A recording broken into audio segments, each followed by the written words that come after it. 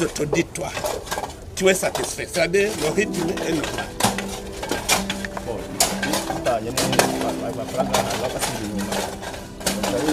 Rythme ni normal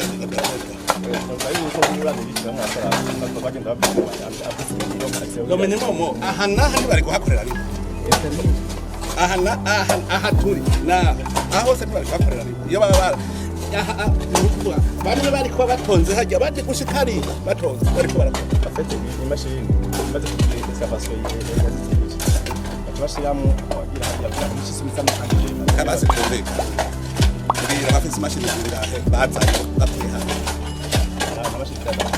none wumva batarazana n'imashini baratanga ukaguma wicaye ngaha nyene uko nyene unezerewe gose wehembwa amahera wicaye ibikorwa bitakabira ko gagomba vyemera uko turazinanye abantu batazana imashini nimwe ntiwigera ubwira autorite nyereka ikete wandike ministre yuko batarazana imashini nyereka ikete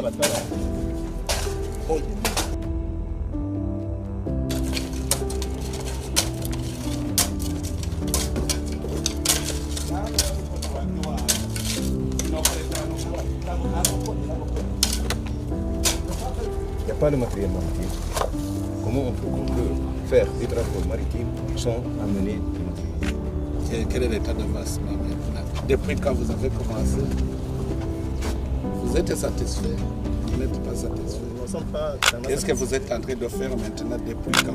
On a donné l'ordre de service le 1er juillet. Donc, après, on a fait le lancement. Le 1er juillet. Donc, c'est la date de on n'est pas satisfait parce que jusqu'à maintenant, on n'a pas des équipements maritimes. Ils sont à route de revenus là. Le premier conteneur arrive le 4, je pense. Le 4 d'Al Salam, après ça. Donc il y a eu un retard, je vais dire comme ça. Parce qu'au niveau des équipements menés du matériel, il y a eu un retard qu'on a déjà reçu. Tu veux signer que ça va se faire? C'est le planning qu'on nous a donné par la c'est je te dis toi, tu es satisfait. C'est-à-dire le rythme est normal.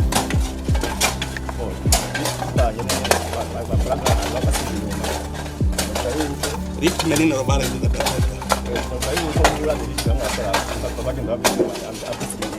no minimum ahana hani bari kuhakorera rimwe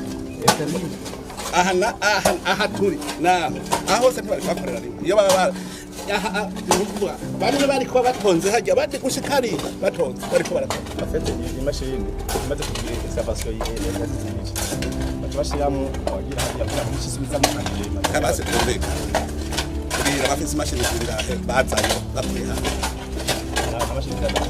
none wumva batarazana n'imashini baratanga ukaguma wicaye ngaha nyene uko nyene unezerewe gose wehembwa amahera wicaye ibikorwa bitakabira ko gagomba vyemera uko turazinanye abantu batazana imashini nimwe ntiwigera ubwira autorite nyereka ikete wandike ministre yuko batarazana imashini nyereka ikete uranyereka kumvikane nyereka ucunyereka amakete wanditse uavertisa l'autorité yuko gushika batazana imashini nimwe urazimpa kopi kuko umuntu amaze kuvuga ngo projet imaze simwa d'executa 12% naho iyo nzu ikongera kuvuga 15% iyo nzu itari koba hanyuma kuri ico kintu cyo kutemorisa hariho case nzikero bikuri twese twarabishimye kuko bari bavuze ko kizogomba miliyari 10 kumva ko hari umuntu yobo muri kintu ku miliyari 12 n'ibikorwa byo kubaka ku miliyari 12 tumaze ko excellence abantu bose bashimye nimumvikana ko tuzazo bavare ico kigume hanyuma izo miliyari 12 zigira extension kuko bakigomwe nta nyungu n'imwe iboneka habohoki kandi kirakomeye kandi tutiko kikona. Nous avons un objectif commun de réaliser ce projet et le plus rapidement possible. Pour le coordinateur, sachez très bien que le projet n'est pas un projet de la BAD, c'est un projet du gouvernement. Vous êtes représentant du gouvernement dans le projet. Vous devez suivre au quotidien. Je constate que les retards qui ont été enregistrés, c'est parce que c'est comme si le projet c'est le projet d'entier qui va remettre au gouvernement, mais je vous dis maintenant, on fait les choses en main. Je dois moi-même faire le suivi mensuellement pour voir comment vous êtes en train de le faire. Et puis, ce que je vous recommande, que ce soit le bureau de surveillance, que ce soit le chef de projet, c'est il faut ressaisir et être actif. Il ne faut pas vous chamailler. J'ai vu au moment où vous vous chamaillez, pourquoi? Il faut plutôt vous entendre parce que vous avez un même objectif. Je ne vois pas comment il y a des divergences alors que vous avez un même objectif. Il faut accepter d'écouter les conseils des autres. C'est normal.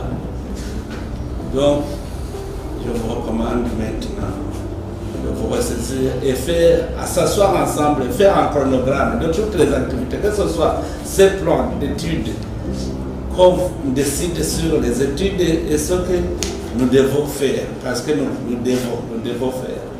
Faire un chronogramme avec des délais bien fixes, parce qu'avoir ces lacunes et ces manquements, il sera difficile pour le gouvernement de comprendre qu'il y ait des avenants inutilement qui ne sont pas dus aux causes qui sont valables.